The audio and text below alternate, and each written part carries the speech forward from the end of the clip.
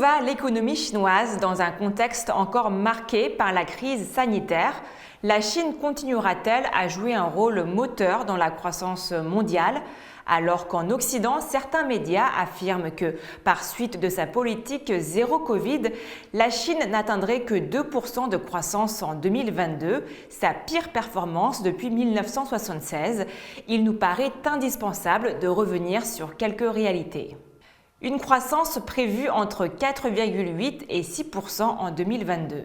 Certes, pour la Chine, le chemin de la croissance sera semé d'embûches. Force est d'observer, en effet, que dans les régions touchées de plein fouet par les rebonds épidémiques, tels que le delta du fleuve Yangtze, avec des villes comme Shanghai ou le delta de la rivière de Perles, avec entre autres Shenzhen, le taux de croissance pèse 55,1% de la croissance chinoise.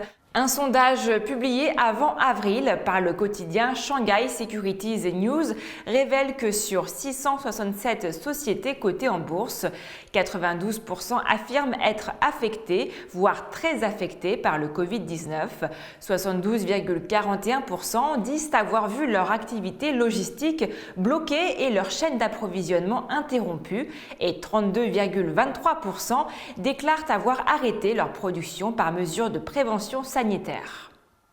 Néanmoins, le dernier rapport de la Banque mondiale sur l'économie chinoise, publié le 8 juin, montre que la dynamique de croissance économique de la Chine devrait reprendre vigueur au second semestre de l'année, tirée par une série de mesures de stabilisation économique, notamment au niveau budgétaire et monétaire.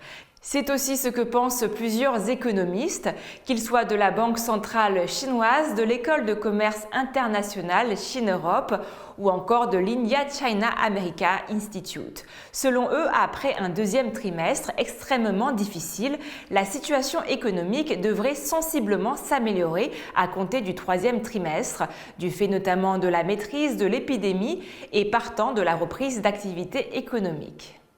Plutôt optimiste, mais cependant prudent, le Fonds monétaire international prévoit une croissance de l'économie chinoise à hauteur de 4,8% en 2022.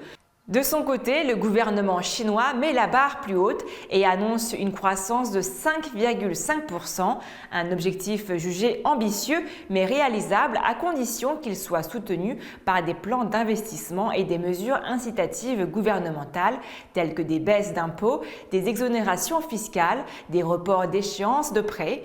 Quant à Lin Yifu, directeur de l'Institut de Nouvelle Économie Structurelle de l'Université de Pékin, il estime que la croissance chinoise devrait atteindre, voire dépasser les 6%.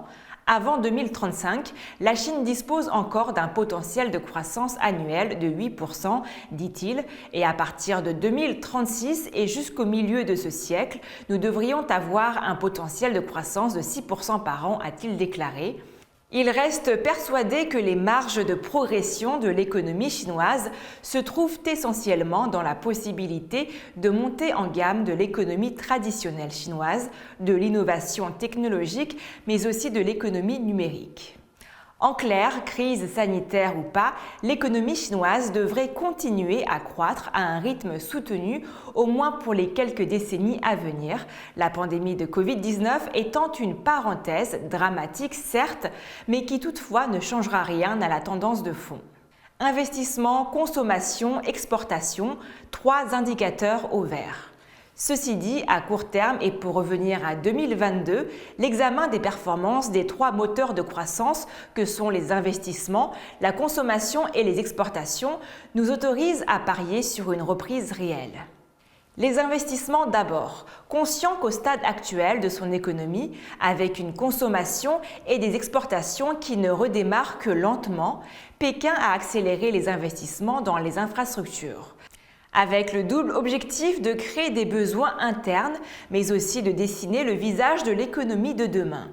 Ainsi, par exemple, à fin mai, 4 144 milliards de yuans, soit 608 milliards d'euros, avaient été investis dans 10 644 projets de travaux hydrauliques et 182 milliards de yuans, soit 27 milliards d'euros, dans 120 projets d'autoroutes et de routes départementales. Sur la même période, la Chine a construit 275 000 stations 5G pour un total de 1,7 million, ainsi qu'une succession de centres de données Big Data, et elle a investi 15 milliards de yuans, soit 2,2 milliards d'euros, dans la construction de chaînes de production de véhicules à énergie renouvelable. La consommation ensuite, l'impact de la crise sanitaire ayant pesé sur les revenus et les dettes des ménages ayant gonflé, les économistes prévoient un redémarrage lent mais progressif du secteur de la consommation. Néanmoins, les statistiques du premier trimestre restent à cet égard encourageantes, plus 3,3% sur un an, ce qui a contribué à hauteur de 69,4% à la croissance chinoise du premier trimestre, établie à 4,8%. Les exportations enfin.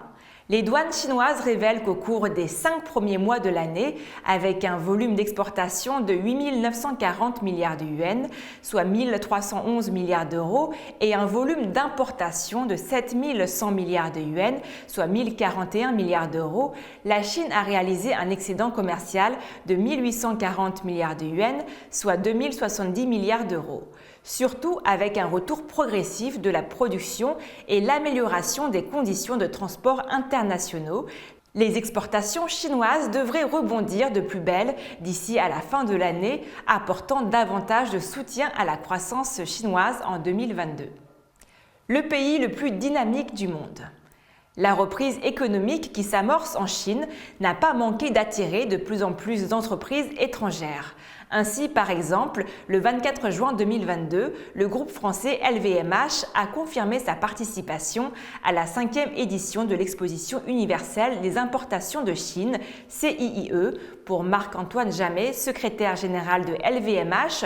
Le fait même que la tenue de cette 5e édition soit confirmée pour début novembre témoigne de la confiance de la Chine quant à ses perspectives de croissance.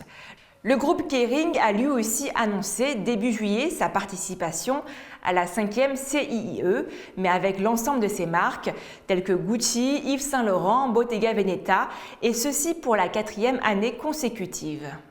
Autre signe de l'attractivité du marché chinois, le rapport annuel 2022 de la Chambre de commerce américaine en Chine et celui de la Chambre de commerce allemande en Chine indiquent que 83% des entreprises américaines et 96% des entreprises allemandes se montrent optimistes quant au marché chinois, à telle enseigne que 66% des entreprises américaines et 71% des entreprises allemandes prévoient d'augmenter leurs investissements en Chine.